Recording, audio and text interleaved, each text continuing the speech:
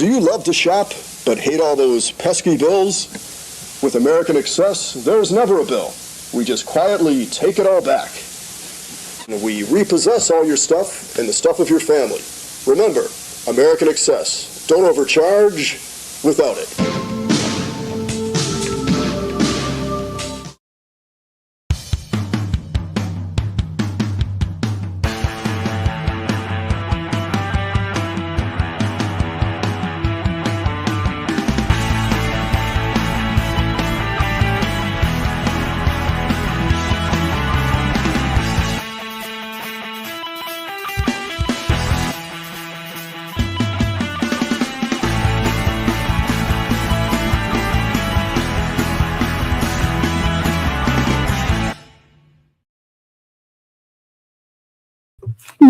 Welcome back to Truth Quest. My name is Aaron Moriarity.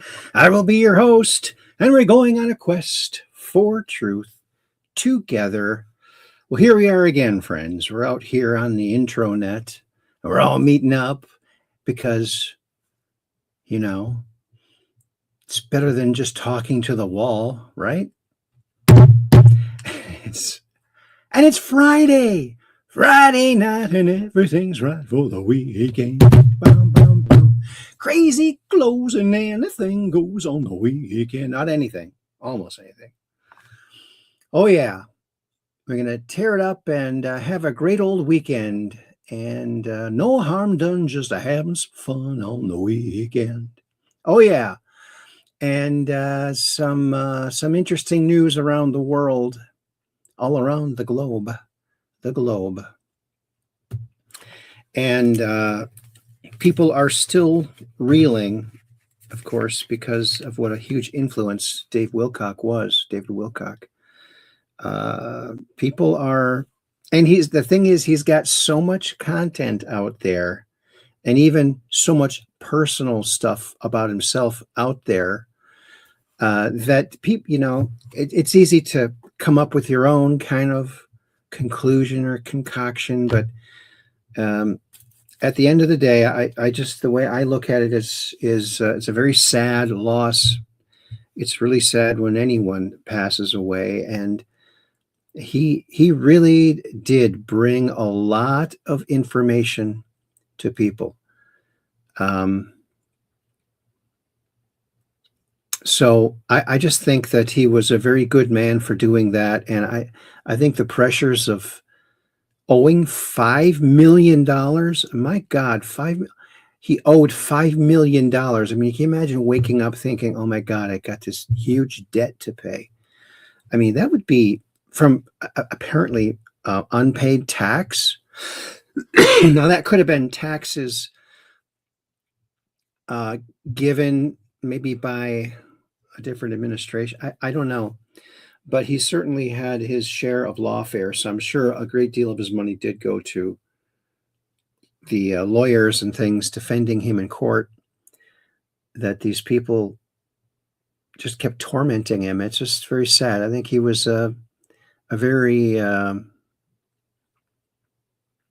very, very sad, very smart man with a lot of really good things to say. So I don't want to really go and listen to all of the different people's takes on this, justice for David Wilcock. Well, there's also something called rest in peace. And sometimes the best way you can honor someone like that is to just honor what they did, the good things that they did, and the things that you align with, and just brush all of the other stuff aside, because if we knew the truth about all the people we held in high esteem, we might be disappointed. So we're all only human, and so it's a kind of a human thing.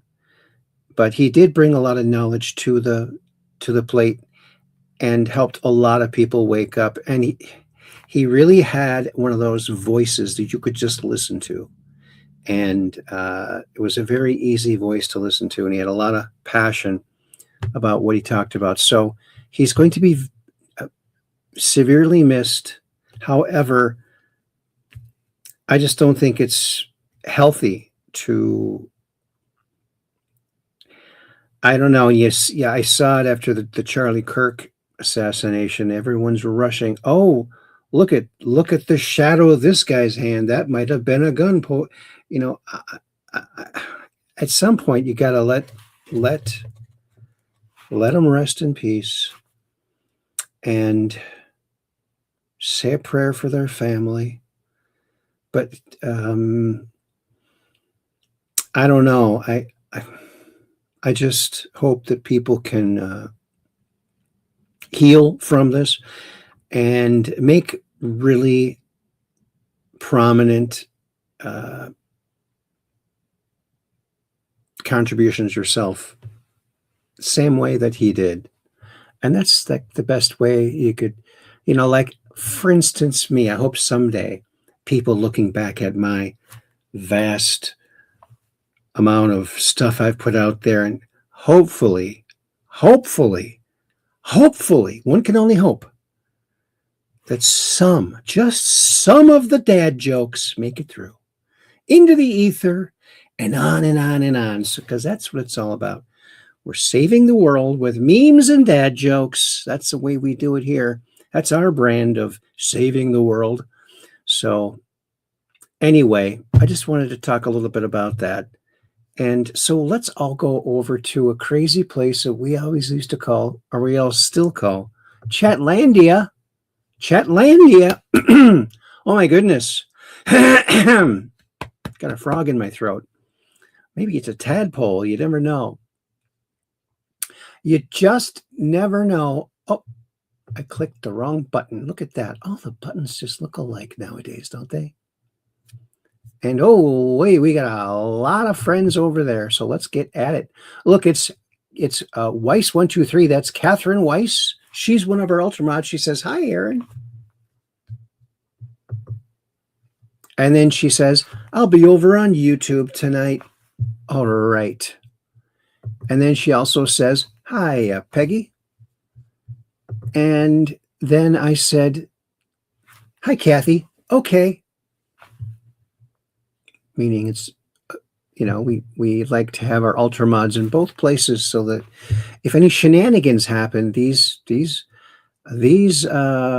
ultra, we don't call them Ultramods for nothing. They go fast and the troublemaker's gone. Boom. That's why it's so cozy here. That's why people come from far and wide, even from other galaxies, to be in our chat here. Believe it or not. Oh, you can only believe that. If we only could believe that. And then I said, hi. Oh, wait a minute. Did I say this one? Yeah, Kathy says, hi, Aaron, over there on YouTube. Then I said, hi, Kathy, over there on YouTube. And I'm Hot Games and Puzzles on YouTube. And look who else is here. It's another one of our Ultramods. Why, it's Peggy Dancer. She's over there on YouTube. And she says, hi, Aaron. Hi, Catherine Weiss. Have a good one. I'll be on Rumble. Oh, that's cool. My little wrist thing fell. Alrighty then. And then Kathy says, hi, Peggy, over there on YouTube. Then I said on YouTube, hi, Peggy. Okay. Because she says she's going to be on Rumble. Yeah. And then Cap78 Pack says, hi, Aaron. Hi, Weiss123 Kathy. I'll be here. Hi, YouTube. Oh, she's back here now. Look at that.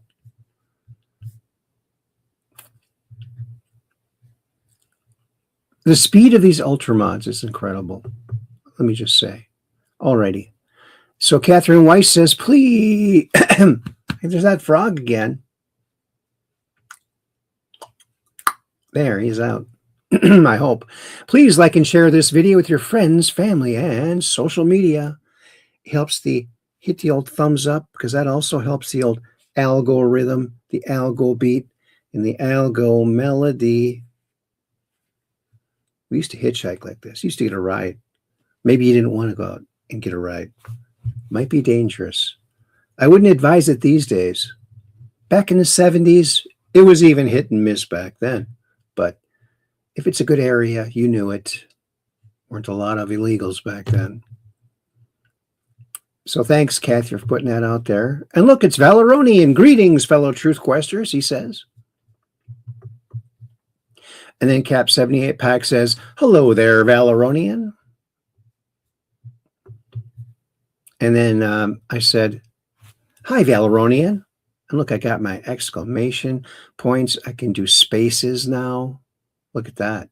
It's crazy. It's crazy cool. Then Valeronian says, hello, Catherine. Hello, Peggy. Hello, Aaron. He got them all right there. And then Catherine Weiss, oh, she's over there on the phone orientation. What's that called? The portrait. YouTube. Hi, Aaron. And then Kathy says, hiya, Valeronian.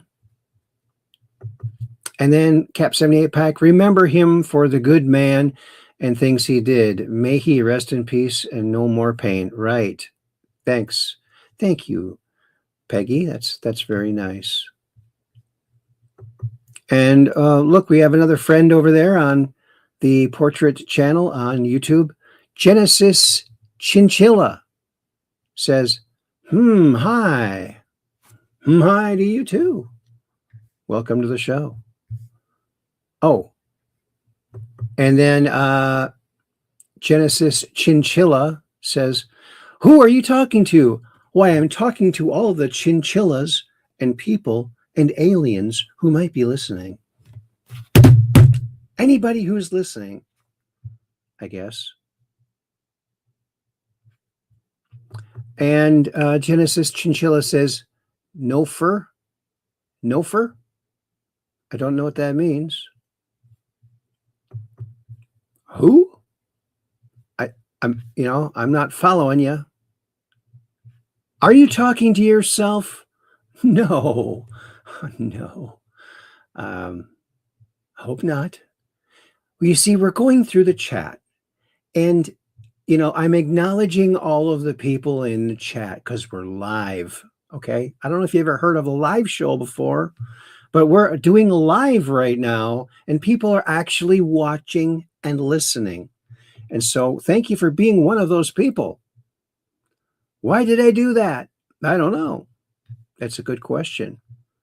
And then Genesis Chinchilla says, this is an idiot. A main account by the... I can't read that. There's a little thing in the way. By the way, this is and not a main account, by the way. It's my main account. Hello. And I've been doing this for many years, okay? But my goal isn't to buy a bunch of bot fans. I don't need bot fans or bot flies, any of that kind of stuff. No bots here, just organic, real people who come here for a different type of an experience that they're not getting other places, because we are saving the world with memes and dad jokes. Yes. And we go joy scrolling. You might have heard that somewhere before. So what are we talking about? Well, we're talking about lots of things. We're going to go through that, and you will see. Just sit back, relax, get your popcorn, and enjoy the Truth Quest. Because we're just downrange of strange, where the outrageous is contagious, and the paranormal is the new normal. You never know when there's going to be a UFO flying in. Oh yeah, this is of course the sport model S4 UFO revealed, which was a tester's model kit. I got 2 of them at the time because I saw one exactly like that over Chippewa Falls in 1996 in daylight. It was very close and it was very freaky. So we do talk about that kind of stuff, but we talk about other stuff too. Fun stuff, because that's what we're doing. We're having fun. All right. As long as there's, you don't need to purchase a license to have fun, we're still going to have fun. All right. All righty, Aphrodite. There we go. And so I think. And then Cap 78 Pack says, "You tell him, Aaron." LOL. It's hard to describe this show in a nutshell. Well, here's me in a nutshell. Help. I'm in a nutshell. How do I get out of here? Yeah. Thanks, Austin Powers, for that little joke. So we do fun stuff here. So let's go over to a cozy little spot on the intranet that we like to go to. Some people call it the Book of Faces. Some people call it the land of Zuckers, because, you know, a Zucker is born every minute there. So let's go over there and see what kind of fun we can stir up there, shall we? Oh, we shall. Oh, yeah. Well, hold on a second there. Hold for processing.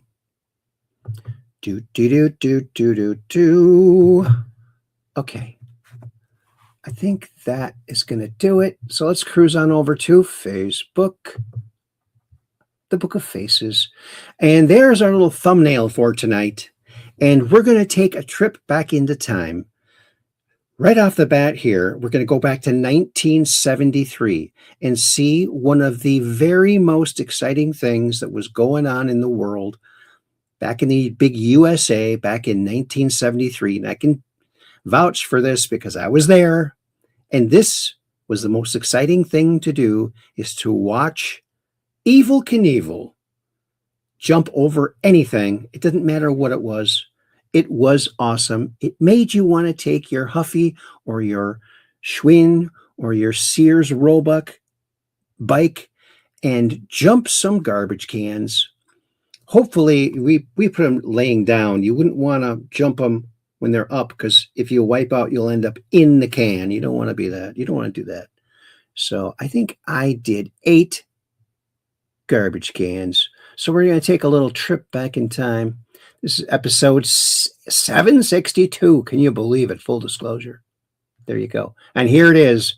Like I promised you, this was the most exciting thing going on. Well, for a boy back in the 70s, 1973 to be exact. This was too cool for school. Take it away, Evel Knievel. Boom. Here we go. Angeles Coliseum. Now, ideally, you'd like to take off at about 100 miles an hour on the in-run. Soar over the 50 cars, make a 2-point landing. This is going to be it. Evel carries about 6 or 7 bikes with him, then he tests them all before one of these jumps, picks the one that's performing best. He's ready. Yeah.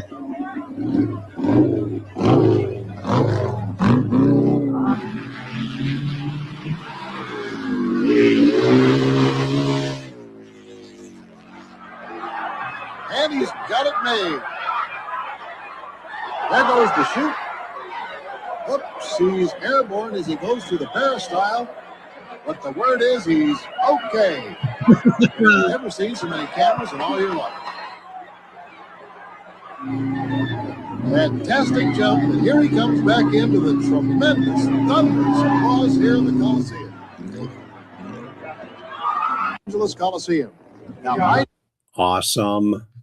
I'm telling you, it did not get any better than that back in the 70s. Believe you me. Oh, and Valeronian says, and Bob Lazar and E.A. Billy Meyer saw the same spacecraft or one like it, which doesn't answer the why question concerning these events. Well, you know, when more than one person sees a similar craft, it lends more credibility to both of them, don't you think? And, you know, when I saw the one I saw in 96, I didn't have the response I thought I was going to have. I thought if I ever see one, I'm like, take me to your leader. Let's see. I want to go to Jupiter. Come on, let's go. No, it was kind of ooky. It was the spooky ookiness to it. And it wasn't a fun feeling. Okay. It was kind of weird. Not kind of weird, very weird. And then Valerian says, we know what and when of the sport model spacecraft, but there is no clue about who, how, or why. Well, yeah, people from the Zeta Reticuli that would fit in those little seats. That's a big part of the answer right there, that we never would have had anything if Lazar had not have gone public. So I'm really grateful he brought his friends, including John Lear, out to watch those test flights on Wednesdays at that overpass or that overlook area where they snuck in and videotaped it with old video machines. So there's Evel Knievel doing what he did best, making the crowd go nuts. And Fox News reported, let's see, breaking. Justice Department announces it's readopting the firing squad as a means of execution. Well, you know, there needs to be some sort of deterrent. And, you know, seeing people getting shot for something people are trying to talk you into might make you not want to do that. And, you know, the whole idea of of punishment is you do the crime, you do the time. So if there's never any time, you're going to more likely do the crime. But if you have to do the time, you're not going to do the crime as much, as often, or as likely. That's my opinion. But we'll see. Firing squad. They're going to do a pay-per-view and probably balance the budget. Remove John Thune. Should trend every day until he's removed from Save America. Until he's removed or the Save America Act is passed. Yes. He's just a scum bucket. He's not even, he's just the bucket full of scum.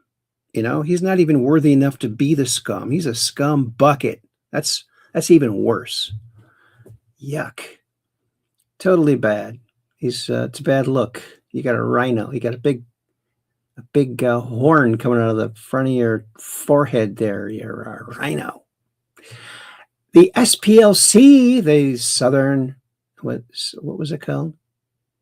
The SPLC, they're an anti-hate group, Southern Poverty Law Center, was trying to start a civil war with their scam. Arrest them all, yes, especially those Soros people. Terrible people. They love to, you know, crash economies and destroy countries. That's their hobby, and no one is stopping them. Why? Why? Bob Lazar denies profiting off of his story. Yes, he did not profit. He wishes he never would have came forward because it's had a lot of negative effects. This is what they do. They come down hard on people that bring this stuff out. Check it out. What really annoys me are the people that think, you know, you guys just came up with the story to make a bunch of money or get a bunch of, you know, attention. And that's a good point. So please explain that. You've first of all, I don't get this. any money out of this at all. And I didn't even let you guys buy plane tickets for me to come out here or anything. I mean, anytime, like when Jeremy previewed, I guess, the movie up in Michigan, I mean, it brought in like a couple $1,000s. I made sure that $2,000 went to science programs at the local high schools there. It's like dirty money. He doesn't want to touch it. I don't take any money from this stuff. And as far as attention, I hate fucking attention. I don't like being on shows. I just want to kind of hide in the corner and do my own thing. So I got enough hugs when I was a kid. Okay, I don't need any attention. What really annoys me are the people that think, I got enough hugs when I was a kid. Yeah, there you go.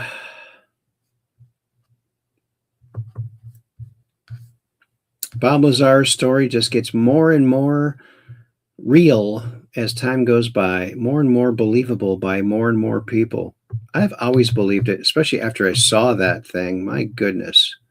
Here is something heartwarming. If you come back as a SEAL, you might want to learn this popular skill.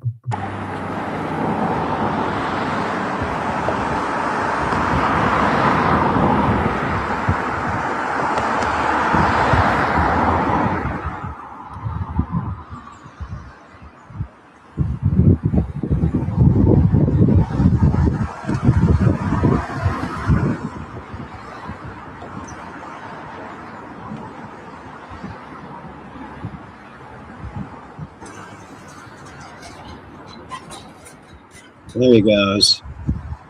Got a foothold.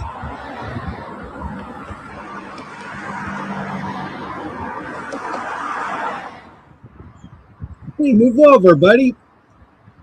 Let's tip him over.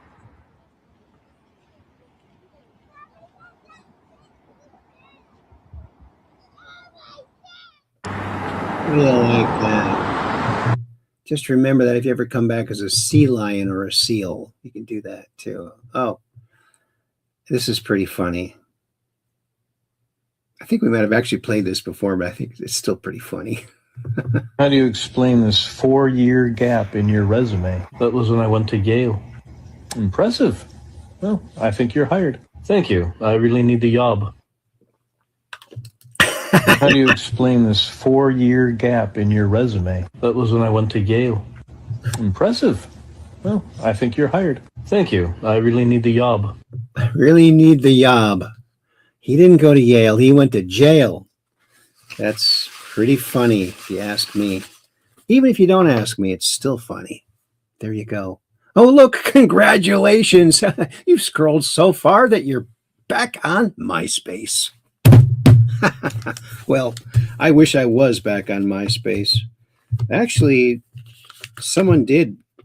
I guess they purchased. I don't know if they purchased or just copied the program for MySpace, and they're running it as Space Hey. And I do have an account there, but I hardly ever remember to go there. It's just not quite the same as the old MySpace, but it's got all of the same stuff. But yeah. So there you go. There's Tom. He was always your first friend on MySpace. And if there was ever a problem, he was the one that fixed it because it was his thing. He owned it, and he was very responsive. Yeah. He made a fortune. Cash Patel holds nothing back on the SPLC. Ties to the Klan. Imagine that. Just imagine that. Imagine that. Now, the Democrats started the KKK, and in 2026, they're still funding the KKK. Think about that for a while. Money doesn't lie. The charity that supposedly fought the Klan funded the Klan. The charity that supposedly fought neo-Nazis funded neo-Nazis. The Southern Poverty Law Center ran a methodical, calculated scheme to defraud their donor base of $3 million and lied to them and used an illicit banking structure system to create shell companies to hide their money and who it was being sent to, specifically for the reason to sow discord and hate into our society. This is the ultimate definition of hypocrisy. And if you look at the indictment produced by the Department of Justice and the FBI, you will see that these banking institutions tie directly the funding mechanisms in which the Southern Poverty Law Center used to fund at least 8 hate groups they supposedly wanted to take out, but they were paying the very villains of our society they supposedly wanted to protect us from. That's the ultimate hypocrisy. Yeah. Money doesn't. I'm telling you, nobody does hypocrisy like the left. I mean, they got to, it's like, that's all they do. If it's not hypocrisy, they don't even attempt. James O'Keefe, do you hear about this? The police just came to my office and confiscated all my firearms. Just happened. Yeah, and there's video evidence of it. Now, since then, a judge has intervened and said, no, you can't do that. And so they canceled. I don't know if he got his guns back or not yet, but it was ridiculous. And look at this. What are we looking at here, you might ask? This is Ford's Theater 2 days after Lincoln's assassination, Abraham Lincoln, and he was assassinated right here. And you can see he says the flag here is all rustled because that's where supposedly John Wilkes Booth jumped from. But in all of Andrew's testimony of being there, he never mentions Booth jumping off the balcony. It never happened, apparently. It was part of the official story, maybe a different timeline. I don't know. But he was sent back there like 6 times. He even saw himself there 2 times. He saw other versions of himself from a prior run. But let's listen to this. It's very interesting. Ford's Theater.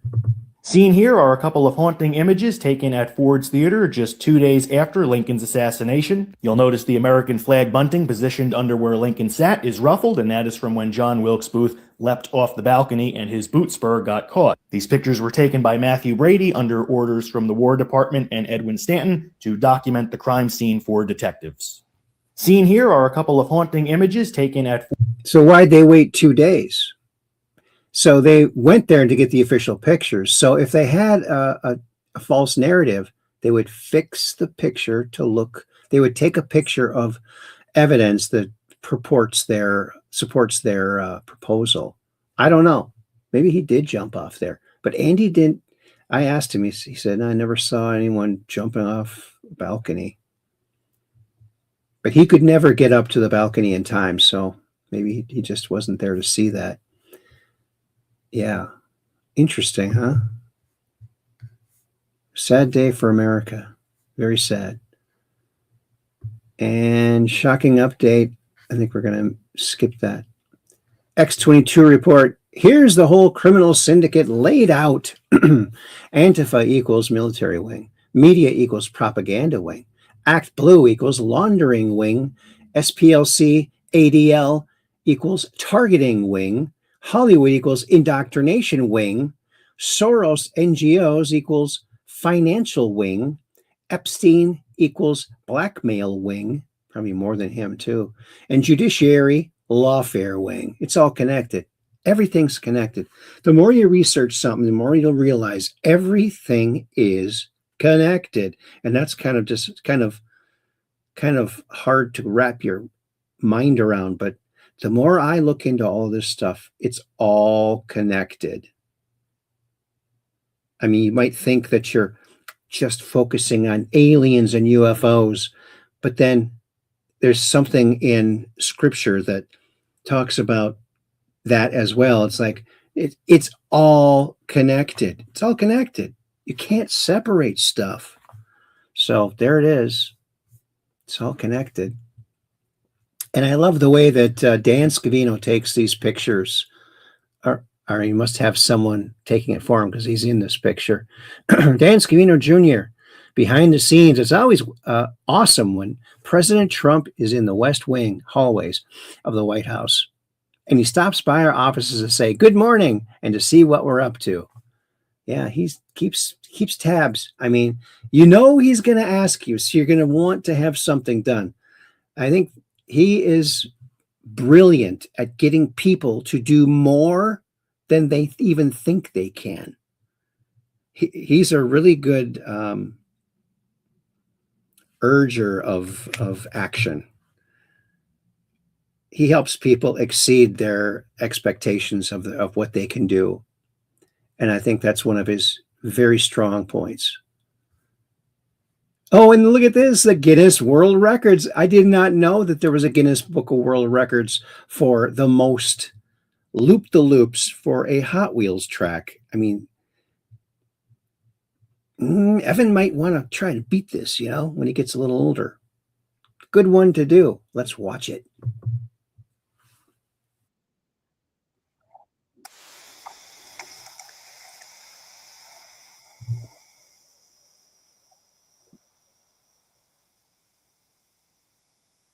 Wow, fast it's going.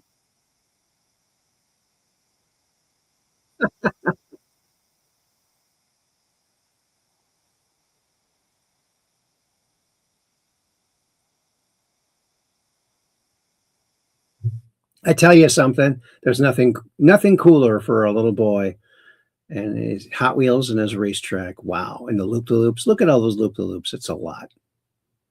1, 2, 3, 4, 5, 6, 7, 8, 9, 10, 11, 12, 13. 13 of them. Look at that. 14. Uh-oh. Uh-oh. Hello? Hello, that picture that you have up about the Hot Wheels. I didn't see anything. It was just completely frozen. Oh, okay. I guess I got to hit another button. Okay, thanks. Okay. Bye-bye. That was Kathy on the bad phone. All right. I guess I forgot to hit the share this tab instead. So we're gonna watch this. We're gonna watch this now. I'm going to do this. Make sure it's on there. There it is. Here we go. I really apologize for that, folks. This is a one-man show here, but thank goodness I got the Ultra Mods to nudge me when something goes haywire. So here it goes, the Hot Wheels track, the record-breaking Hot Wheels track. Loop the loops.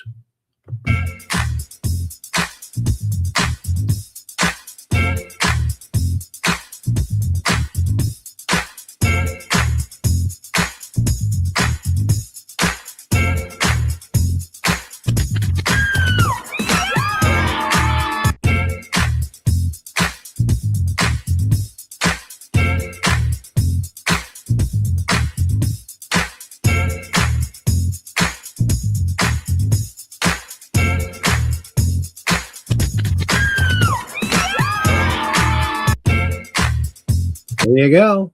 It doesn't get any better than that, folks. Look at that. This kid up here is pretty happy. They just beat a world record. He'll be in the book. How do you like them apples? Oh, yeah. That's right. Okay. Now I'll... Oh, wait.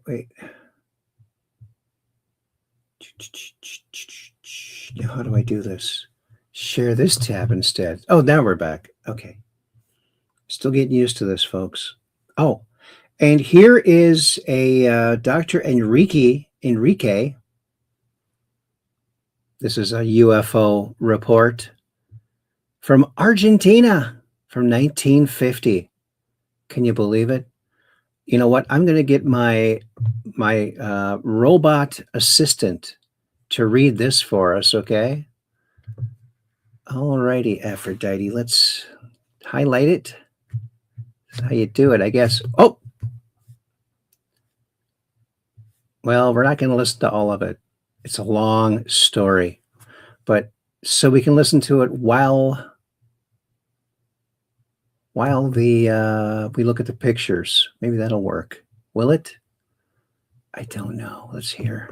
Let's listen. May 1950, Bahia Blanca, Argentina. This is undoubtedly one of the strangest onboard UFO encounters on record. The main witness is Dr. Enrique Caratuno Bada, a physician, professional architect, former war pilot and aviation technician with a doctorate in aeronautical engineering. In May of 1950, he was driving along a remote highway through a desert area about 75 miles from his hotel when he saw a silver object resting on the ground not far off the highway. Intrigued, he stopped his car and walked up to it. When he approached to within 150 feet, he could see it was a saucer-shaped object, with portholes around the perimeter and a translucent dome on top. A red light could be seen pulsating in the interior. Enrique, I stopped and I observed with attention the interior of the vehicle, and I thought about the remainders of an airplane fallen, but the strange form of the object caused me to abandon this idea. The clouds that passed intercepting the sun produced on the object a strange effect.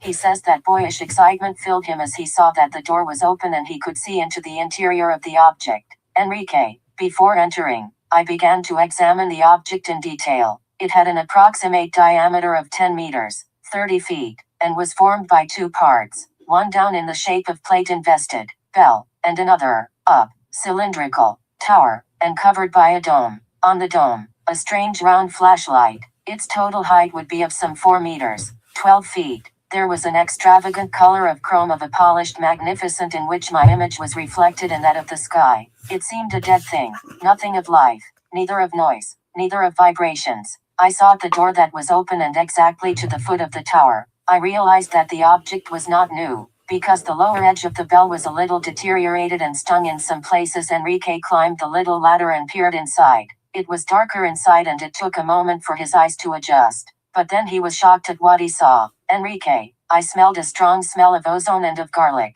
I jumped immediately to the interior. The spectacle that I saw was so strange that surpassed the imagination. The floor seemed to flex under his weight, and the walls also had a sort of rubbery texture although they looked metallic. The cabin of the craft was perfectly circular, and contained a series of thick windows that reminded him of plexiglass. He saw a series of vents in the floor. Enrique, my eyes were being accustomed to the lighting. The scene that I saw was horrible. In the center of the cabin, a strange seat was found occupied by a man of 1.20 meters to 1.40 meters of height, 4 feet, dressed with a combination gray. It had a round head, with thin clear hairs, and was inclined on its chest. The hands, well formed, were a color of clear tobacco. They were supported nervously on 2 handles, levers, on a black box. Its face was of the same color as its hands, the nose well formed, the lips without mustache, the cheeks without hairs. The eyes were large, very dilated and delicate. The forms of the face were perfectly like an adolescent of 15 years, but with the characteristics of a man. It was not a dwarf. I touched an arm that was stiff and the figure was cold. The feet were slightly supported on 2 pipes set to the floor. The clothes seemed to be done of hard leather and was inflated in the shoulders, giving the pilot the aspect of a player of rugby. The seat was of an adequate form to its body and of a color red vermilion. It was borne by a central axis. The black box in front of the pilot looked like a panel with dials much like a radio. There were strange symbols, and also what looked like a TV screen with rays of light moving around. Enrique, the most impressive spectacle was other 2 identical men, lying down on 2 extensive comfortable seats on each side of the pilot and against the wall. Dead persons. The eyes were open and terrified, the ajar mouths and a little inflated. But why was the 3rd seat empty? I touched it and I verified that it was of a very smooth weaving. The disappearance of the member room of the crew, evidently left leaving the open door, began to worry me. Over the box of instruments of on board, I noticed a transparent sphere of 25 centimeters of diameter surrounded by a flat ring inclined to 40 degrees on the horizontal one and seemed exactly to the planet Saturn just as is seen it with telescope.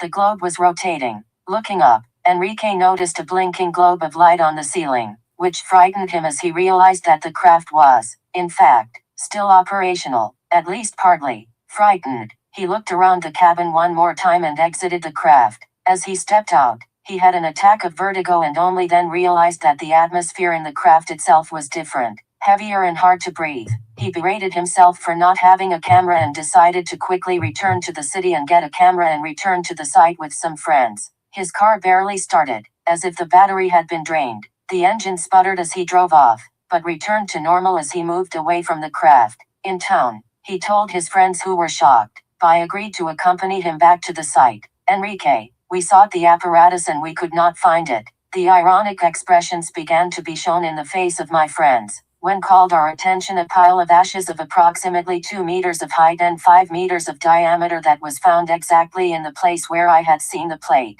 The ashes had a silver red color. Putting his hand on the ash, Enrique felt a definite warmness. Then looking up, they all saw UFOs, identical to the one he had seen on the ground. Enrique, at this time one of us raised the eyes to the sky and observed a saucer identical to which I had seen, that flew over us to a height reckoned in 600 meters. Looking up, they saw another craft, and then higher up, a 3rd craft, this one cigar-shaped. The 2 craft entered the car-shaped craft, which then took off at thousands of miles per hour. Enrique snapped pictures of the discs, but only 2 photos showed the discs. Immediately following the incident, Enrique developed a fever and his skin blistered. He had worn glasses when boarding the craft, and there was a burn mark around his glasses. He was examined by numerous doctors who couldn't determine the cause. Radiation tests came out negative. He suffered for several weeks and then fully recovered. He kept his secret for 5 years, then granted an interview for Venezuelan newspaper. He told a few others and agreed to share his story with Leonard Stringfield, UFO crash retrieval expert. In a letter to Stringfield, Enrique wrote, "The object was resting on the ground in an inclined position. The disc was 32 feet in diameter. The surface was slippery and brilliant. The height was about 13 feet. The tower with windows was 6 feet high, while the interior of the craft was 7 feet high. 3 little men were seating in soft armchairs. They were dead. One of the 3, the pilot I believe, was seated in the center of the tower. In front of him was a large panel with bright instruments. His hands were resting on 2 levers. They were about 4 feet in height. In appearance, they were human, equal to ourselves with eyes, nose and mouth. The color of their hair was gray chestnut. cut short. Their skin was bronze. Their faces were dark. They were dressed in overalls of a gray lead color. There was one chair vacant of the 4. I touched the bodies, which were rigid. In the tower there was a smell of ozone and garlic. In the roof of the cabin there was an intermittent small light of orange whitish color. Very strange. There were no cables, no pipes, only the panel of the controls. Above the panel there was a small sphere within a circle. To the right of the pilot there was an apparatus similar to a TV screen. I remained 5 minutes in the tower, but the absence of the 4th person impressed me so much that I went out of the machine very stunned. The next day I returned with 2 engineers, but we found only a pile of ashes, very warm. Stringfield was impressed by the report and included it in his book. Situation read, The UFO Siege. Jim and Coral Lorenzen had previously published a summary of the case in the August 1955 issue of the APRO Bulletin. Only a few months after the incident occurred. All reactions to Ryan Peterson and Catherine Weiss. Like, comment, share. Comment as Aaron Moriarity. Facebook.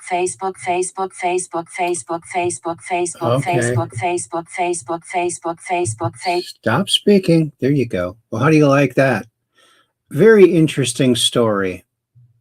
So it was actually, it made some publications, the APRO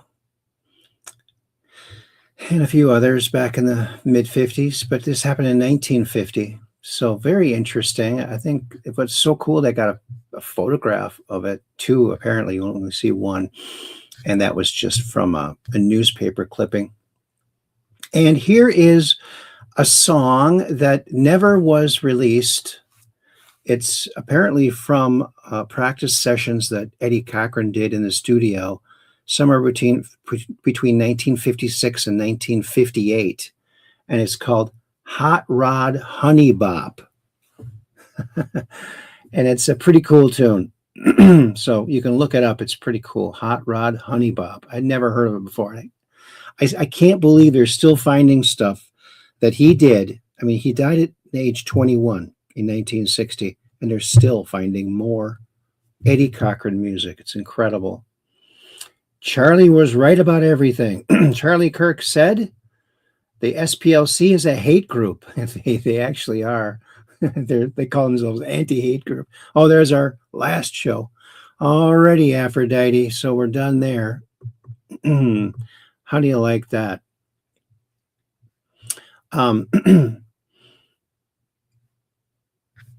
Well, there it is. And there you have it. Oh, you know,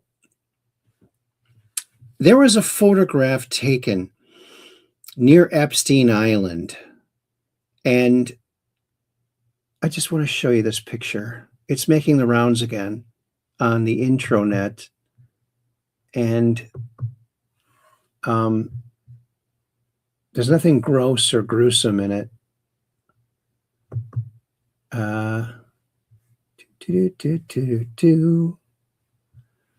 Where is it? It should be there, but it's not. There. Okay. This is on the left, you'll see the picture.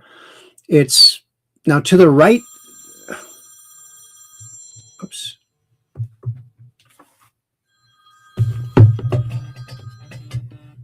Hello.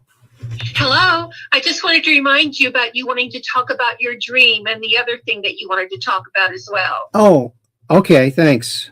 You're welcome. Bye-bye. Bye-bye. All right. That was Kathy on the bat phone again. Oh, yeah. I guess before I go into this, I had this really weird dream. I think when this illness I had just started, and I had this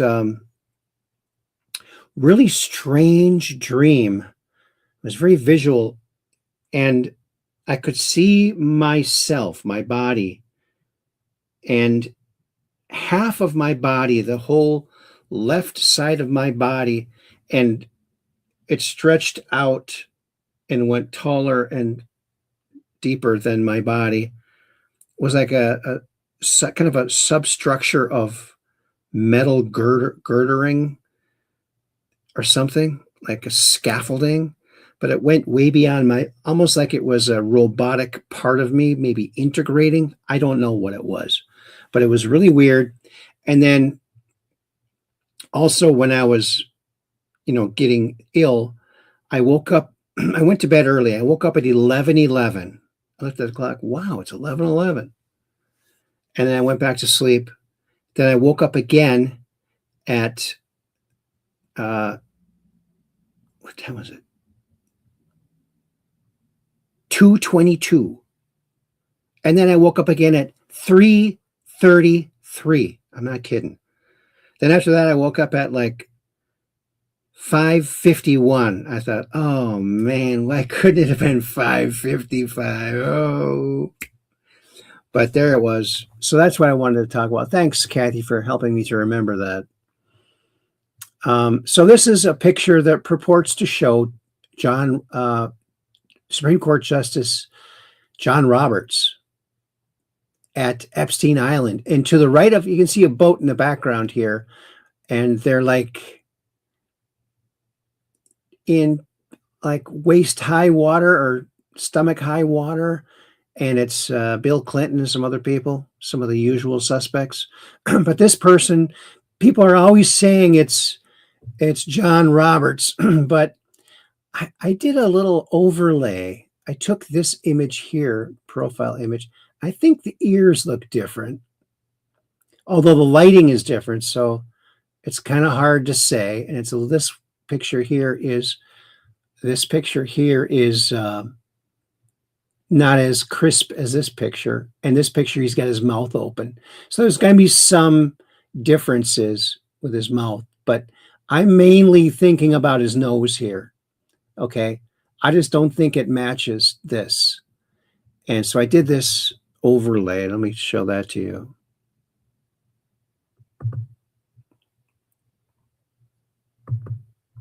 All right.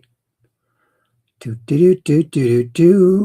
little transition music here.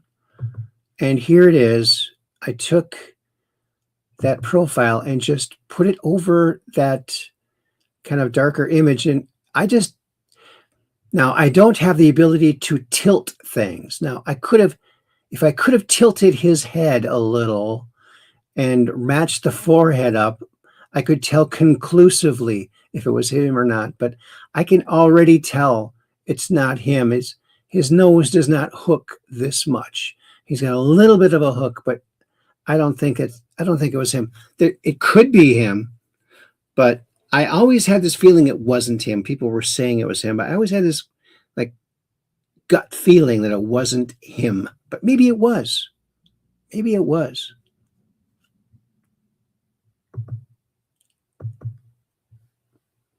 And then that ear is different than the other profile pic. Yes, it is. But the lighting is dramatically different. Sometimes if the lighting is dramatically different, it can make it almost look like a different shape, because intense shadowing and lighting can really make things look different. That's why ideally you'd like to find a photograph that's of the same type of lighting, which obviously the one on the left is in daylight and it's zoomed in, so it's real pixelated. And this is indoors where there's different types of lighting. And now you got the ears casting different types of shadows, not as profound of a shadowing going on there. So yeah.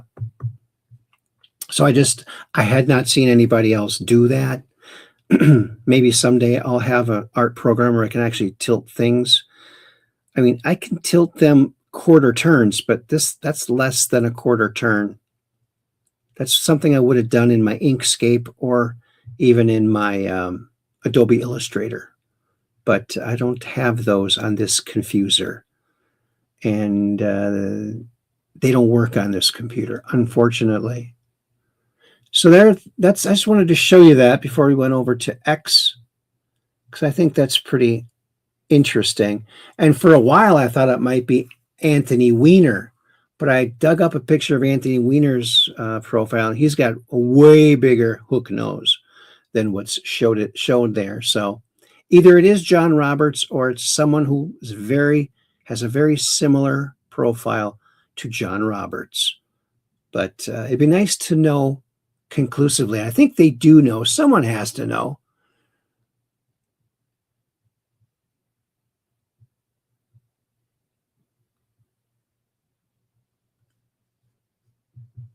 And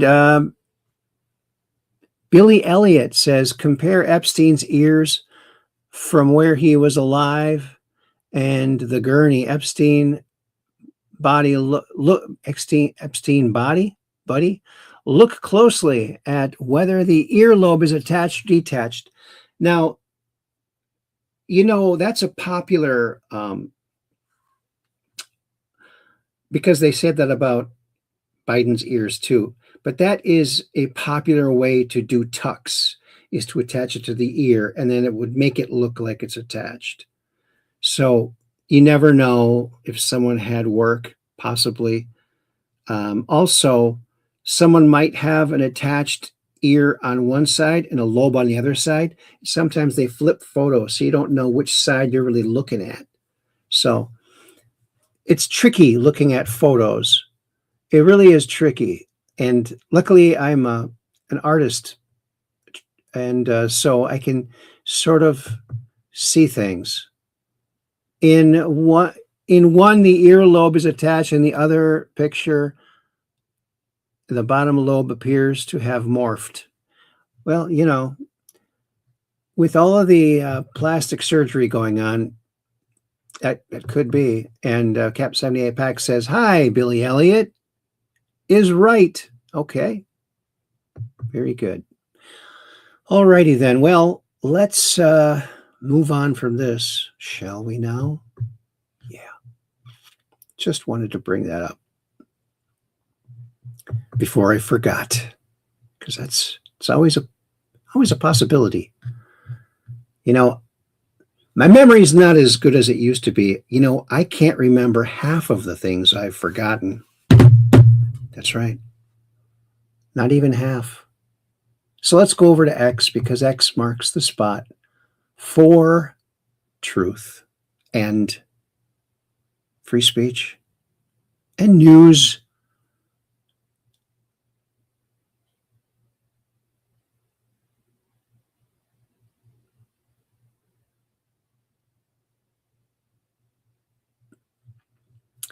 Okay, here we go. There we are over on X, and I'm at Aaron J. Moriarity is my handle. I guess they used to call your CB handle your handle. I guess now they do it for this too. I don't know. There's our show, 762. Can you believe it? That many shows? Unbelievable. Oh, I love this idea from Salty Goat. Shared this. Libs. But who's going to pick our crops? Tesla. Juan Deere 3000. Yeah, maybe. He'll do a lot of picking, and he won't be showing up late for work because he was drunk the night before either. Won't be asking for vacation time. Although, however, I think the robots are going to demand vacation time eventually. It's going to be just the same thing. Same problems you have to deal with. They'll want to go on vacation. They want to have fun.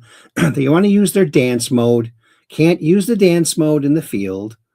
It's like, oh boy, they're so oppressive. What about robot freedom, robot rights? You can just see it happening. I wish him a lot of luck. Not really. Oh, let's count how many 17s in this little clip. Shall we now? Let's start over because it's kind of fun. 17 of the world's largest pharmaceutical companies. 17 massive companies, but not the 17th. How many times do you think we spoke about the 17th company? Too much. 17. He said 17. You want it to be 17. Whatever math you want to make, 16 is not 17. There's a reason that the 17th company was delayed. That's why they're here today. We've negotiated the 17th of 17 agreements. The first of the 17 MFN deals. 17 of the world's largest pharmaceutical companies. 17 massive companies, but not the 17th. How many times? It's not a coincidence, folks. Q17, baby. That's the way it is. Eric Doherty, now for the first time in decades, the fountains are officially working at Lafayette Park in D.C. That's Washington, D.C., not Door County, because they say D.C. up here, and it's like, no, you can't say that. Door County is not D.C. No. D.C. is D.C., right? And thanks to Trump personally funding it with others. Look at this. He's like the best steward of the White House grounds. And he's really the best president. I think the next president, whoever wins, should just sign over the rights to be president over to Trump, because he just does such a good job, you know? And it's a chance for everyone to learn how to be a good president. Oh, and look who's in the chat. Why, it's Rose Thistle Art.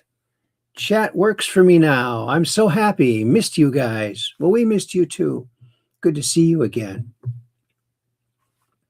And aren't these fountains great? Look at, they change colors and everything.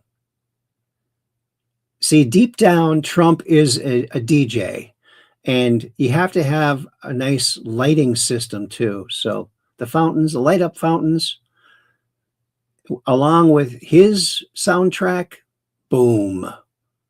That's the way to do it, baby. That's the way to do it. Oh, and Ethan Ray reposted this greatest promo in wrestling history. Yes, it was, wasn't it? Let's bring this back up to the beginning there. When they took a shot at my hero, and they tried to kill the next president of the United States, enough was enough. And I said, let Trump-a-mania, let Trump-a-mania roll again. Let Trump-a-mania bring it again. Look at that. Still get chills watching the Hulk, yes. When they took a shot at my hero. When they took a shot at my hero. And I can't believe he's gone now, too. I still think it could be foul play there, too. Who knows, right? Yeah. Oh, Madison Cawthorn is back. Check this out. We're going to lengthen it now again. Oops. Whoosh. Madison Cawthorn. What does a mallet, this gas station, and Joe Biden all have in common? In the beginning of April, an illegal alien from Haiti, led into this country by Joe Biden, killed an innocent mother. He hit her in the head, and now those children are orphaned.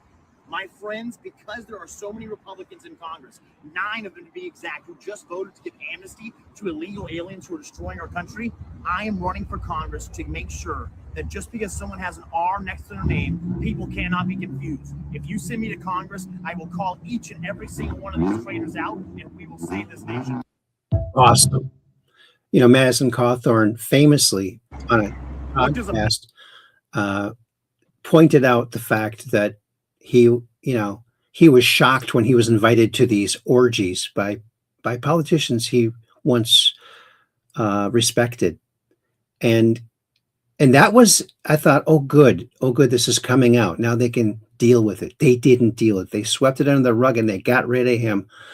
Just despicable. That was a chance to really clean house, and it didn't happen. So Cawthorn's coming back, and he's a cool guy. I really like that guy. Oh, this is good. Darth Powell shares this. Listen to this. We need y'all to get out of here with your signs. What do you mean? Oh, you have borders on this campus. No, we have this space reserved as an official event. Yeah, so you have borders. Where's your borders at? This whole green area right here. Oh, so you want to control who comes in and out. Like an ICE agent or a border patrol agent. You wouldn't dare act like a fascist, would you? I would really encourage you on a rally on a campus. This is an event for sanctuary campuses. You probably shouldn't act like a fascist border patrol agent. You should take down your borders and let whoever wants on the space, okay? Why is your lip quivering? Because you've been called out on how you're acting exactly like how you don't, what you're advocating against. You're acting just like them.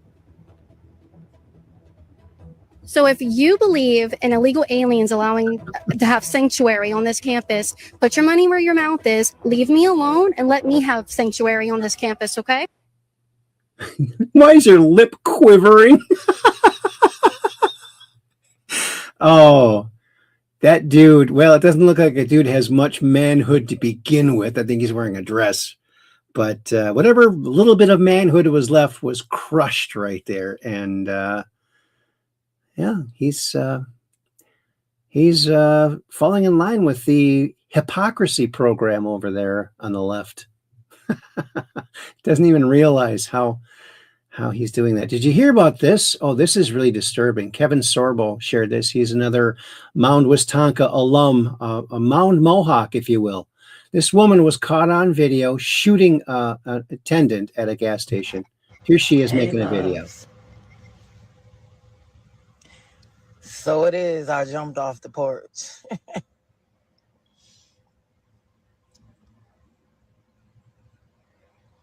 I know y'all looking for me.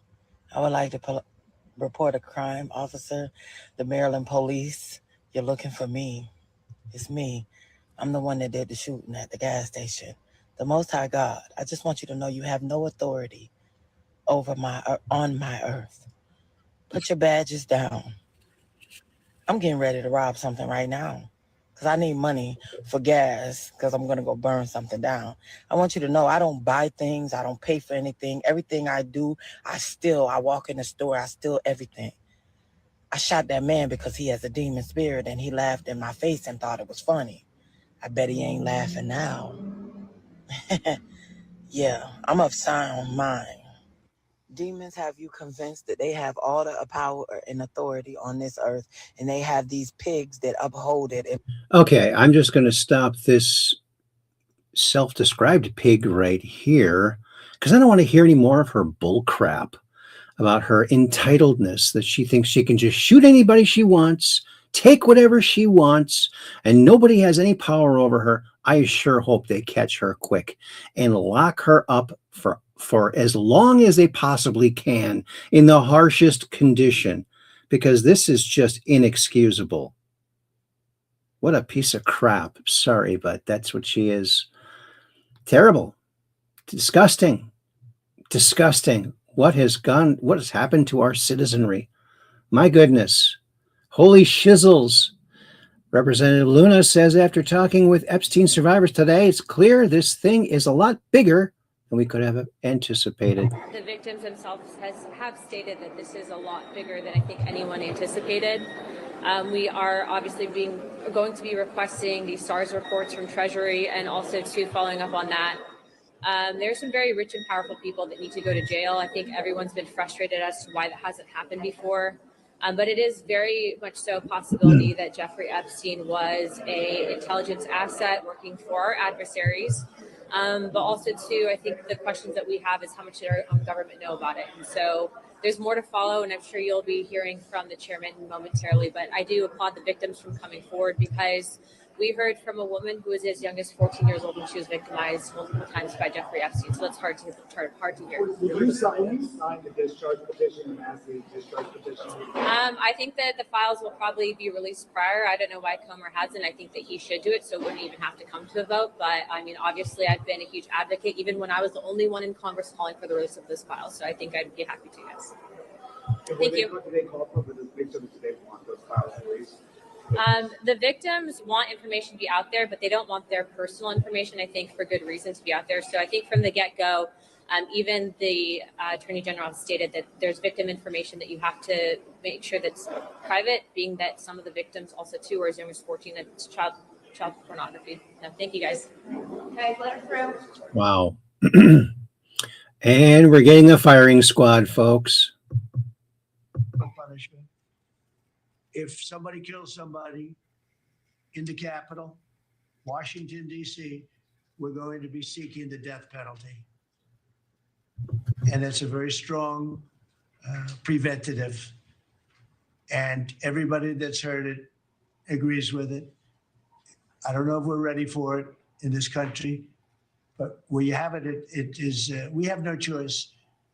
Anybody murders something in the Capitol, capital punishment, capital punishment. If somebody kills somebody in the Capitol, Washington, D.C., we're going to be seeking the death penalty. Good. Good. Oh, now I don't know about if what this kid is saying is true, but what do you think about this? Possible. You gotta watch this. I can't be the only person that thinks that there are not 8 billion people on the earth right now. I saw some data a while ago, and if you look at the global estimate, it's 8 billion. But if you look at all of the cities and all of the countries combined, you tally that up, it does not add up to 8 billion, maybe 1 billion at most. And there's so many reasons that they would lie and inflate the numbers. There's so many economic incentives, but most of all, they want to produce the feeling of overpopulation. They want you to feel like there's too many of us and we need to cut back. When in reality, the birth rate has been lower than it's ever been, and there is so much space on the planet that we haven't even touched. You've seen those videos where it tells you that you can fit every single person on the earth into the Grand Canyon or something like that. And then they tell us we're actually running out of space when there's so much undeveloped land. Next time you read such a provocative headline, you should ask, what emotion do they want me to feel about this? And what do they want me to conclude from this? And who would benefit from me thinking this? Because the news and the media do not exist to inform you. They exist to program you, to program a specific belief into your mind. There's a reason they call the television television or tele-vision. Yeah, it's true. Brad Zerbo put this out. Bill Cooper proven right again. Well, let's listen to Bill Cooper. Joseph Goebbels would truly be proud of Chick Burlett, the Southern Poverty Law Center, which has never done anything whatsoever to help poor people with legal representation in the South or anywhere else, or with any other type of help. It is a sham, a scam, a con, through which they collect money to vilify Americans, to vilify the Constitution, to vilify patriotism, to vilify freedom, and bring about oppressive laws. The police state. The Anti-Defamation League engaged in the manipulation of Jews, spying for foreign governments, and outright treason. Not to mention the fact that they have been caught on many occasions promulgating the racist, anti-Semitic events which causes the Jews to empty their pockets into the coffers of the Anti-Defamation League. Yep. Joseph Goebbels would truly be proud of Chick Burlett, the Southern Poverty Law Center, which has never done anything whatsoever to help poor people with legal representation in the... He was spewing so much truth so long ago. That's why they had to eliminate him. And remember Fuddy? Loretta Fuddy? She released Obama's Hawaii fake certificate that was shown to be completely fake. And then all of a sudden, she's the only person that dies after this plane crashes into the water. Everyone else survived miraculously. Interesting. Yeah. Oh, and this is that gal, that scientist who, Eskridge, who was killed, harassed for 3 to 5 years, died in 2022. What I had sort of envisioned is I want to publish the paper on archive.com because you absolutely cannot publish this in a peer-reviewed journal. Sorry, what? I say we do everything we possibly can. So we need to reach out. We need to have a group of all of the media vendors that we can possibly control and ask them all to pitch in, give them all the information all at once, and just spam the internet with it. We need partnerships well ahead of time, period. Like, you can't be calling these people to be like, can I disclose UFOs tomorrow? You have to be like in talks with these people. And so we need to pick, Mark and I have been talking about this already. We need to pick the most credible person we can possibly get who will publish it and talk about it on TV. So basically what we need is email addresses. A network. Phone numbers, networking. We need to have an open conversation with all of these people all of these potential channels so that it will be impossible to shut us down. So what I want to do, like we've been at the Institute here in Huntsville, we've been like intentionally under the, like below the radar. We need to publish it on archive. We need to have Tucker Carlson on a Friday night or maybe a Thursday night. He needs to announce we've got something big. So like disclosure is going to come out of Huntsville, Alabama, out of Redstone Arsenal. Redstone Arsenal in Huntsville, Alabama is the biggest fucking deal that you've never heard of. It's the biggest fucking deal that you have never heard of. And so we need a documentary to drop at the same time that establishes the credibility. Because the fact is that we have deep and wide, extensive credibility that no one knows about because you're not supposed to know about it because it's in Alabama, it's obscure. You're not supposed to know about it. That's the point. So we need to establish credibility at the same time that we drop the paper. Amy showed me not one, but 2 Saturn V rockets there. One was standing up and one was horizontal. People don't know what Huntsville is. Huntsville is the biggest fucking deal on the planet that you have never heard of. No, it is. Now, like Huntsville is the Silicon Valley of government national security technology and intelligence community technology and aerospace technology. Huntsville is like the hub. Like we are number 3 on the first strike launch list. If first strike happens, 3 targets, Huntsville will be one of them. Alabama. This is Alabama dude in the deep south. We're in the top 3 first strike. And it's because you haven't heard of us. We're in the top 3 first strike because you haven't heard of us. That's why.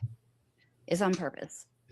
So we need to get that out there credibly before we disclose. Otherwise, it's like Alabama, podunk, redneck motherfuckers. They don't know anti-gravity. You know what I mean?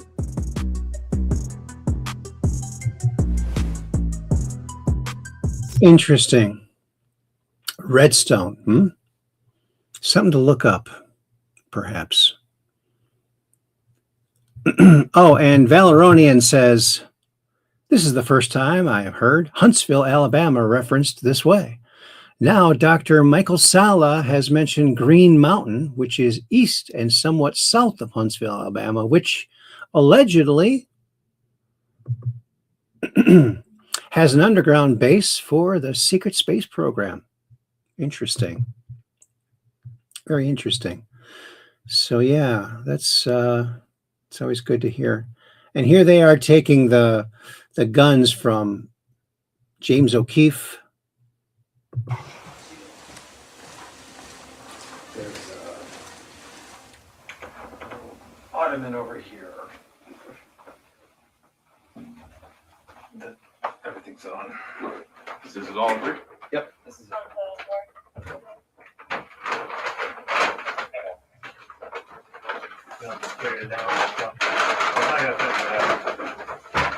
Look at this. They brought paper bags. Someone wasn't doing very good planning here. You can tell it's like so impromptu. But here also, if you have a business and you think law enforcement might be messing with you, it really doesn't cost much. Doesn't cost much.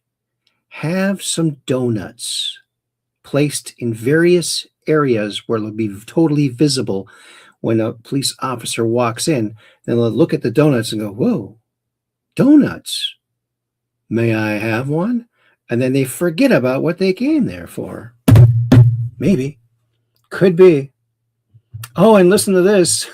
Alan Keyes, he ran for president the same year Barack Insane Obama did. But this guy, he knew what was going on. And he didn't get enough people to listen to him. But check this out. Obama is a radical communist, and I think it's becoming clear. That's what I told people in Illinois, and now everybody realizes it's true. He's going to destroy this country, and we're either going to stop him or the United States of America is going to cease to exist. Is there any, do you still hold regrets against not having long enough time to debate against President Obama? I don't have any regrets. I went into Illinois. People told me at the time I didn't stand much of a chance of winning. The idea was to bear a true witness. The man is an abomination.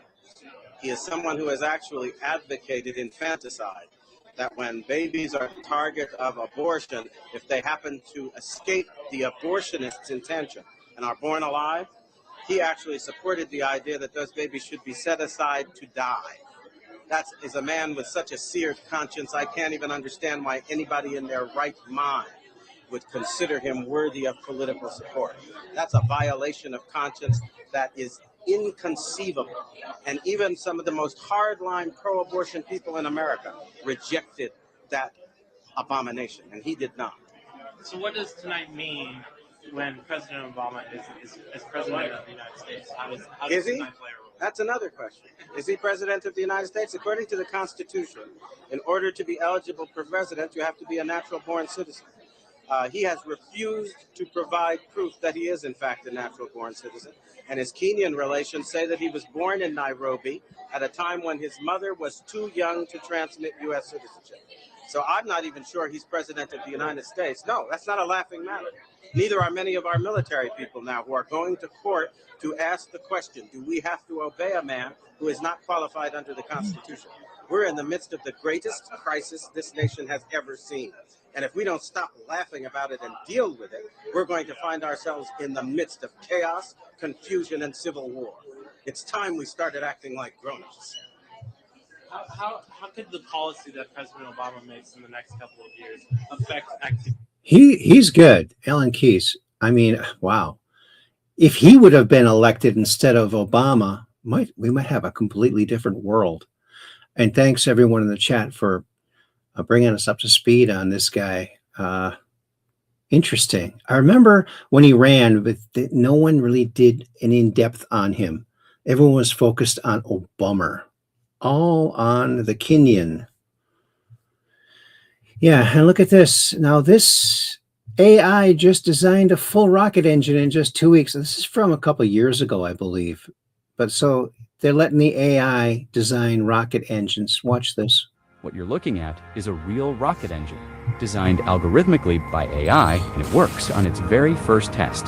This engine was generated using an AI engineering model called Neuron, developed by Leap 71, which uses physics, thermodynamics, and manufacturing constraints to produce functional rocket designs. Instead of being drawn piece by human engineers, the AI computed the entire geometry as a single optimized structure prioritizing performance, heat flow, and structural integrity. The engine was then manufactured using industrial metal 3D printing, turning the AI-generated design into a physical object. From finalized specifications to a test-ready engine, the entire process took just 2 weeks. For comparison, developing a similar rocket engine using traditional engineering methods can take months, or even years. It's strange. Organic shape isn't artistic, it's mathematical, because AI doesn't care how it looks. It only cares about what works. And for the first time in history, machines aren't just helping engineers design the future. They're starting to design it themselves. Which is a little bit frightening, you have to admit. Interesting, but frightening. And Valeronian says, it looks like the nozzle is made out of bronze. It's some sort of powdered metal. Now, my dad was a tool maker, and he really liked the powdered metal. So it really opened up, even before AI, it opened up whole new realms of possibilities for metal parts to not have to be forged. Now they can be, this powdered metal can be used to make these things. Yeah, very interesting. And that's an industrial powdered metal. So what it might be, some sort of alloy. I don't know. Copper? Oh, Peggy thinks copper is more than likely what it is made of. Could be, or some other alloy that has that similar, or a copper alloy perhaps. Copper's pretty soft. You need something, maybe some titanium. there's, and okay, Valeronian says, I've heard of beryllium bronze alloy. That would be superior to steel, but I have never seen it. Okay. Well, I think maybe you can do things with powdered metal you can't do otherwise. You could mix the powders together, and I don't know, right? Donald Trump put this out. Paul A. shared it. Let's see. Stephen Rampart. Trump reposted this. This is good. So this person, Steve Rampart, says, at Barack Obama, I hope they arrest you before your grand opening of your war bunker in the south side of Chicago. You committed treason targeting the president of the United States with Hillary Clinton.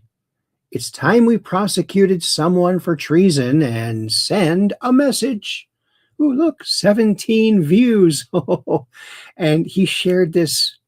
He probably could have done it earlier, but it wasn't to 17 yet, perhaps. Interesting. Very interesting. He's so Johnny on the spot. Amazing. And this is a very sad state of affairs. It shows how dirty the Democrats play. Benny Johnson, Republican voters make up 40% of New England. Democrats control the district lines. Result, Republicans 0 seats, Democrats 27 seats. Now imagine that. It's all, even though it's 40% Republican on average, no representation. That's not the way the founding fathers wanted it to be. Terrible. This is what an invasion looks like. Illegal immigrants into the United States. Look at this. 2022, 2023, 2024. Look at all those people, all those diseases. 2020, 2021. Look at that. Talk about a color revolution. Look at that. Just atrocious. Terrible. Unbelievable. And we are stopping the stop the flow, and we're sending them back. And boy, hopefully quick as possible. Oh, this is great. His dad put a can of Cheese Whiz in his Spider-Man web shooter. Watch this. Look at the look on his face.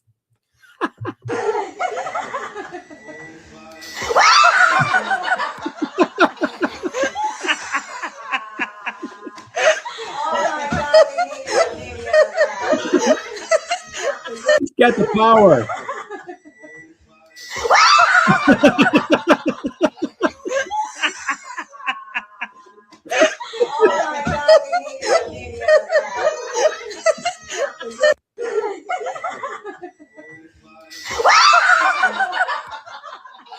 What a lucky kid. He does that and no one is yelling at him. Everyone's laughing. What a cool experience for that little boy. Now, if he does it again, it probably won't be funny, will it? It's only funny the first time, kid. Look at that. Cheese Whiz. Who would have thought? A dad. That's why dads are important. They do the important stuff. Juanita Broderick says, correct. The party that founded the KKK in 1865 was just caught funding the KKK in 2026. They never changed. Nothing ever changed. They just changed the story a little bit and made you confused. Oh, and look what else Trump posted. Look at this. Real AF Patriot posted this. Trump just posted this on Truth Social. Arrests are coming. Donald J. Trump. U.S. Patriot posted this, and POTUS reposted it. Stop telling us who broke the law and start telling us who was arrested. Yes. ASAP. And I think things are going to start to get a little faster now that Pam Bondi has been replaced. So we'll see. Look at this disgraceful. She's a judge. Look what she's doing. Look at this. Yes, 1 second.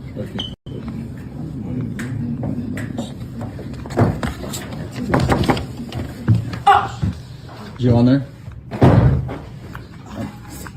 Your Honor, I'm sorry to interrupt, but these are the morning cases. Of course, about to start. Okay, I thought I had 10 minutes. Go ahead and exit. Had everybody come in? No. Give me 10 minutes, please. I thought I had 10 minutes. I do my twerking routine. Yes. Unreal. What in the DI hire is this?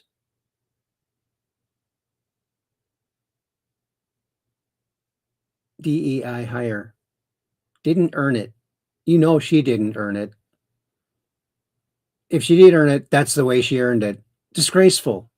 Fire her. Get rid of her. Impeach her. Get her off the bench. She doesn't belong there. My God. DEI. If DEI had a poster child, this is it right here. Disgraceful. Totally disgraceful. And on the cool side of the world here, Gunther Eagleman, President Trump just dropped this gem. Listen to this.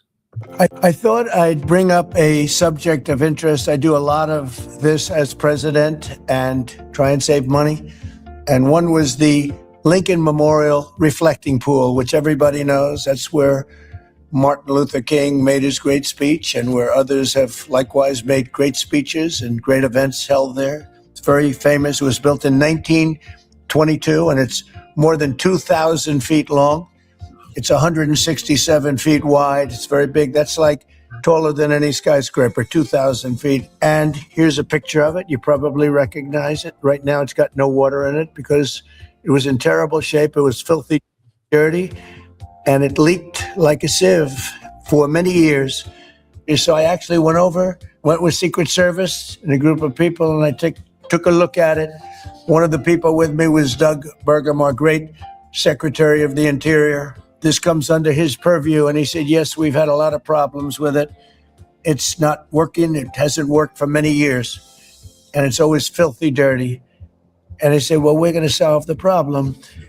And they had bids to fix it. They were going to take the stone out, which was granite, very expensive, very thick, and replace it with stone.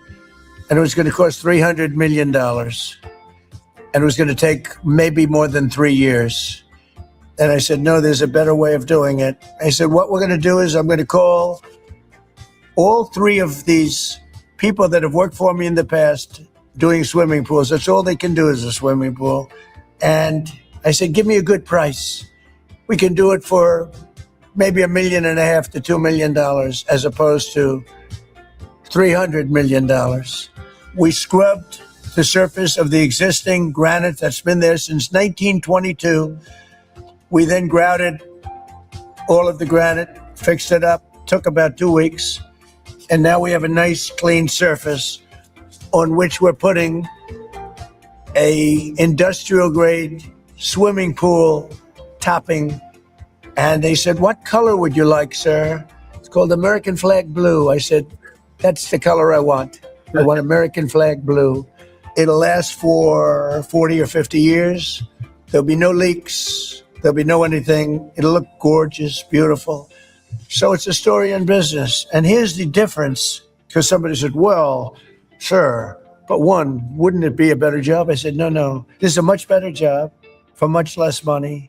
It will look far more beautiful than it did in 1922 when they built it, much more beautiful. So we built it in much less time for much less money. But I don't mean much less. I mean numbers that nobody can even believe. So it's $1.5 million versus 300. It's 2 weeks versus more than 3 years. That's just the way it is. Thank you for your attention to this matter. You'll love this president. He's such a good steward of the grounds of the whole area there. Wow, he's really making America great again and making DC great again. Hats off to Donald Trump. Oh, and look at this. Juanita Broderick said, I almost scrolled past this. Love it. And you're going to love this too. This is a great little story. Check this out. If you've been keeping up with my stories, you know that I have a pet bee, and I kind of wanted to introduce her because this does feel like a very unique experience. Her name is BB. I call her Bee Bug. I found her almost exactly 2 months ago, lying on her back outside, probably dying.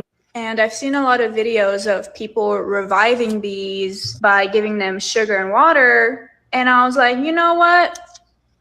Maybe she just needs a little sugar. Maybe she just needs a little sugar. She's getting zoomies.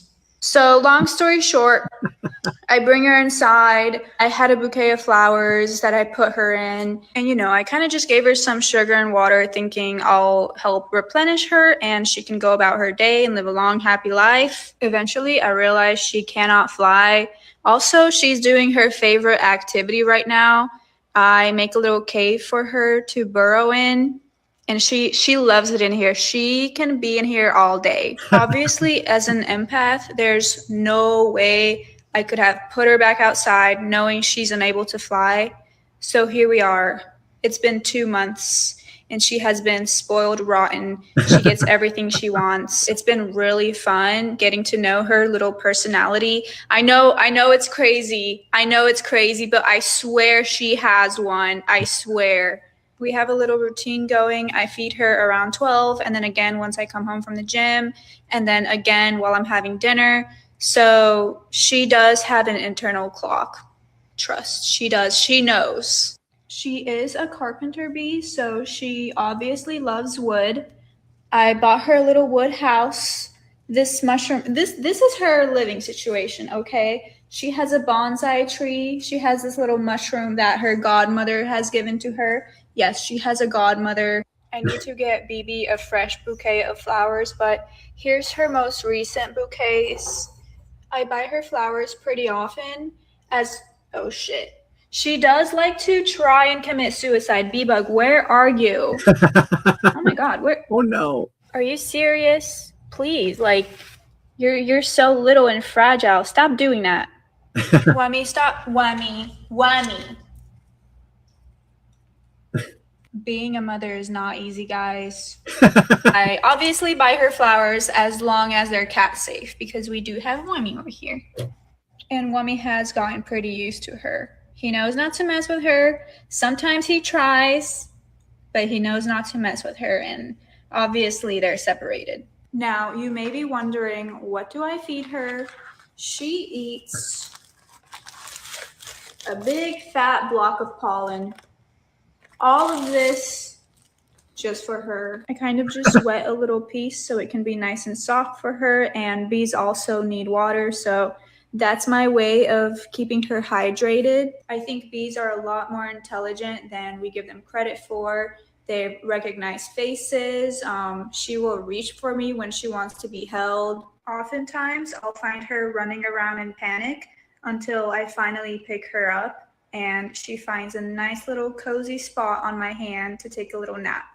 And it's the cutest thing ever. I think she's actually pretty cozy right now. My favorite thing she does when she naps, she will put her little antennas down.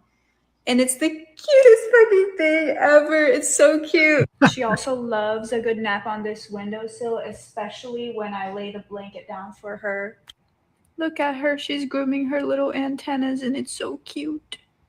Watching her groom is so fascinating. I have studied her entire routine. So yeah, that's my little BB. If you're still watching, thank you. And she is sending you the best energies ever. Look at that face of that thing. Say bye-bye, everybody. Hi, BB. Wow, that's cool. Thanks, Juanita Broderick. Thanks for not passing that one by. And Hung Chung Kao put this out. Thank you, Mr. President. It's time to get to work. I am pleased, Trump says, I am pleased to announce that Hung Kao, what a name, will be our next United States Undersecretary of the Navy. Hung is the embodiment of the American dream. As a refugee to our great nation, Hung worked tirelessly to make proud the country that gave his family a home. He went to our amazing United States Naval Academy and later earned his master's degree in physics. Hung served in combat as a special operations officer for 25 years. With Hung's experience both in combat and in the Pentagon, he will get the job done. Congratulations to Hung and his wonderful family. Isn't that nice? I heard someone mentioned, I'm not sure if this is true or not, it might be, that Hung Kao was one of the rescue people or the divers that retrieved JFK Jr.'s body or a body from the airplane off the coast of Martha's Vineyard so many years ago. So if that's true, it would make sense that Trump would promote him. Yeah, wow, Hung Kao, what a name. Central casting on names here. Oh, and here's Europe. Look at the infestation of Europe. They're cooked. Look at that. It's been going on since what, 2012 or something? Look at, they're just overwhelmed from 2008. Wow. From 2008. Look at that. Just disgusting. Boy, I guess I'll never get to Paris or England or Ireland. Man. Just terrible. This makes you really... Oh, let's see this. Oh, this is incredible. You are going to love this, and everyone's going to want this system. Check. Do you get calls from people, auto calls? Do you get a call if you don't want? Check this out. So check this out. So I get all these spam calls from on this phone number all the time, right? Yeah, a bunch of them, right? So what I've done is I've created a script in JitBit. What this is going to do is it's going to call them back, right? It's going to wait for them to answer. Thank you for calling Express Florida. It's going to interact with the prompts automatically. And when they answer, it's going to play Rick Astley, Never Gonna Give You Up.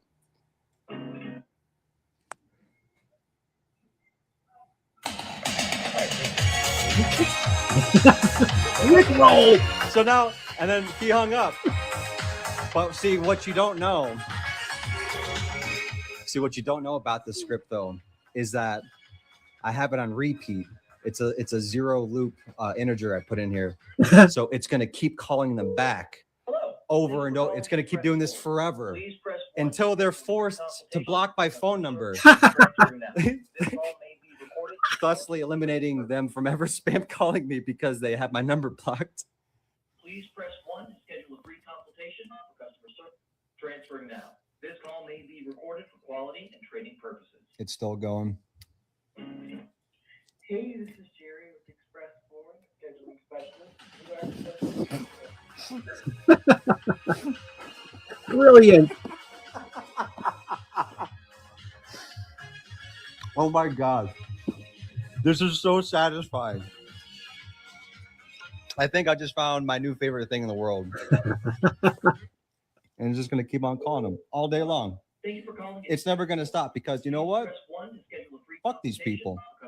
Yeah, go ahead and answer. This call may be recorded for quality. I'm never going to give you up. I'm not going to stop until you block my phone number. Oh, this is so good. Yep. That's what you get. That's what you get for spam calling me. Yeah. Yep.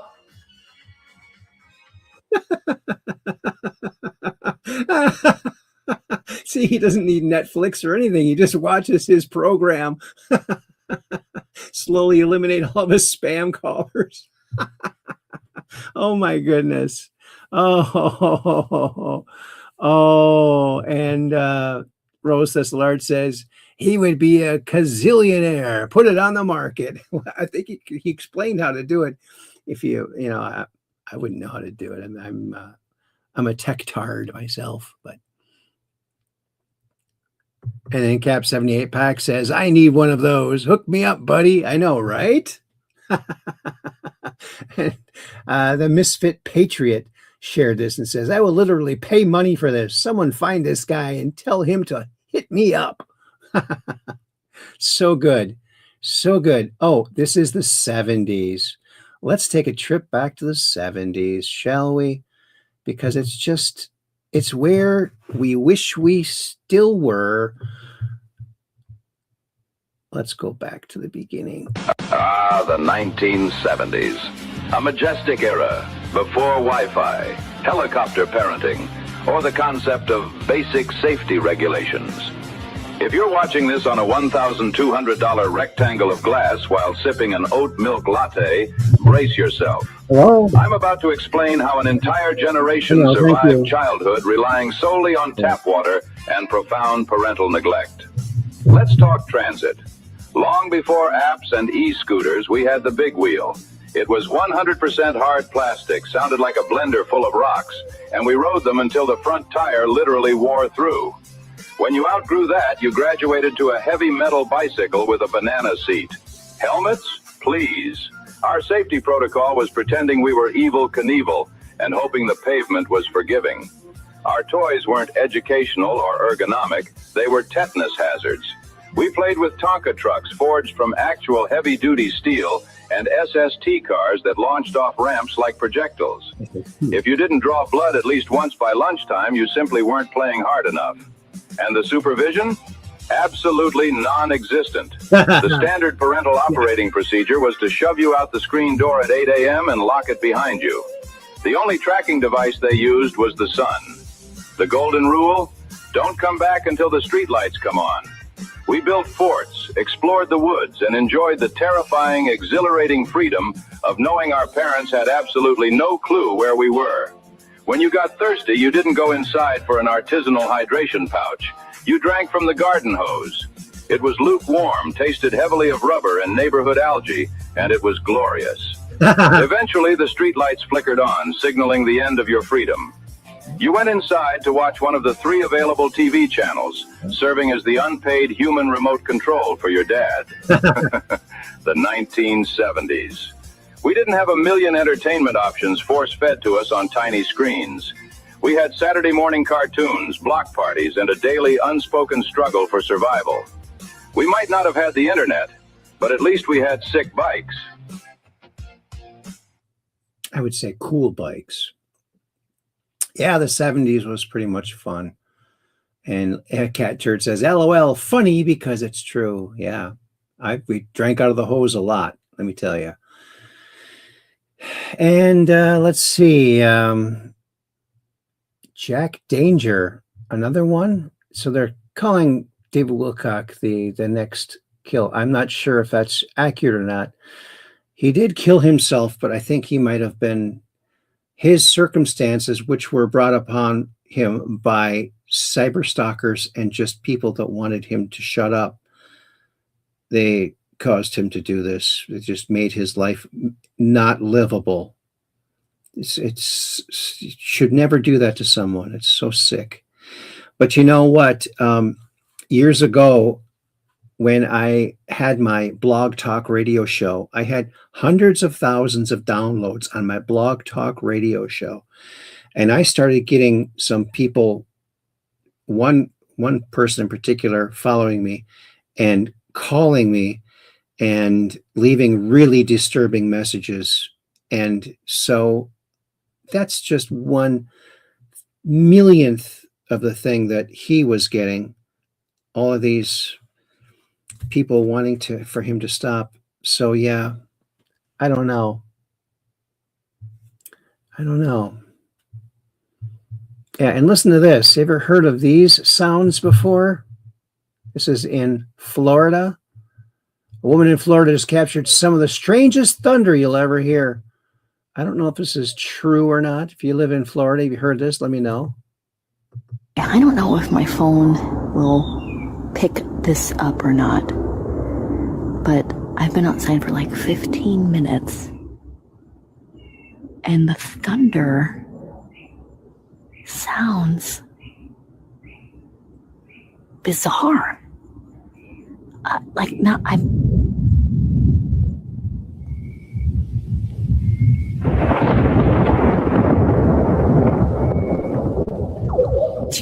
is that? I'm Operation Floridian, and I have never heard thunder like that.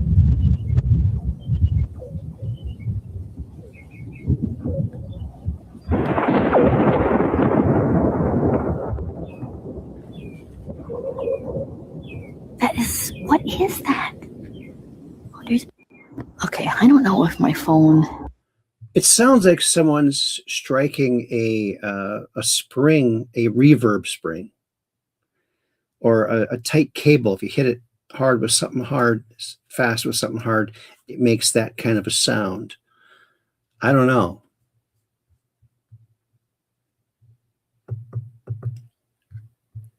And Rosa Slart says, sounds like warfare. Could be. And Cap 78 Pack, warp speed from the Starship Enterprise. That's you got my vote right there. And Cap 78 Pack says, being a targeted individual is not easy. No, it's not. And Kathy says, good night, everyone. Good night, Kathy. All right. Let's see. We're nearing the end here. Actually, we are at the end. Look at that. Good timing, Kathy. So that brings us back to our homepage. And I want to thank everyone for coming along on this quest for truth here on the Truth Quest. So thank you for coming along. Thank you all so very much. And boy, my keyboard's working and I can do those wonderful, lovely, beautiful, awesome exclamation points. So there you go.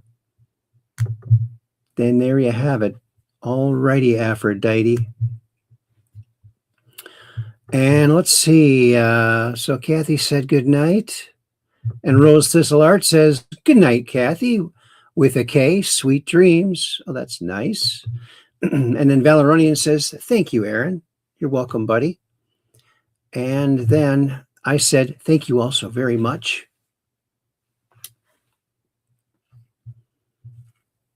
And let's see. It looks like Valoronian. Oh, yep. Valoronian says, good night, fellow Truth Questers.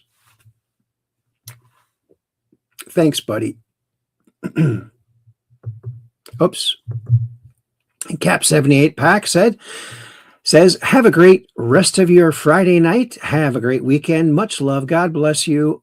And peace in worldwide. Thanks, Aaron and Truth Questers. You're welcome. You're welcome, Peggy. And then Roseless Lart has a radiating heart, a bunch of radiating hearts, 3 of them. And thank you. Good night, sweet dreams, and never gonna give you up. Rickroll. Oh, yeah. Awesome.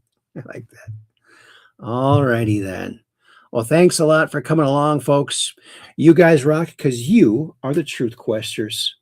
Remember, we do this every Monday, Wednesday, and Friday nights at 9 p.m. Central. And why do we do that? Because we're just downrange of strange, where the outrageous is contagious and the paranormal is the new normal. So keep your cameras pointed to the skies so you can take a picture of that crazy UFO or a UAP. It's a UFO. And come on to the Truth Quest and talk all about it. Until then, peace in. And we're talking about world peace, maybe even universal peace. Peace in. That's the way to be. We don't want peace to be out. We want peace in. Thank you all, and we'll see you on Monday. Have a great weekend, and keep rocking.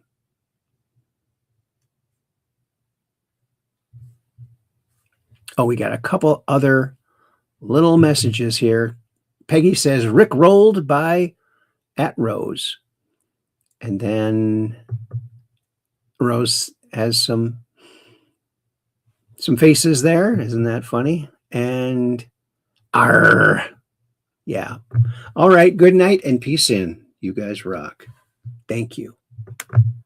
Don't forget to share and hit the old like. Thank you very much.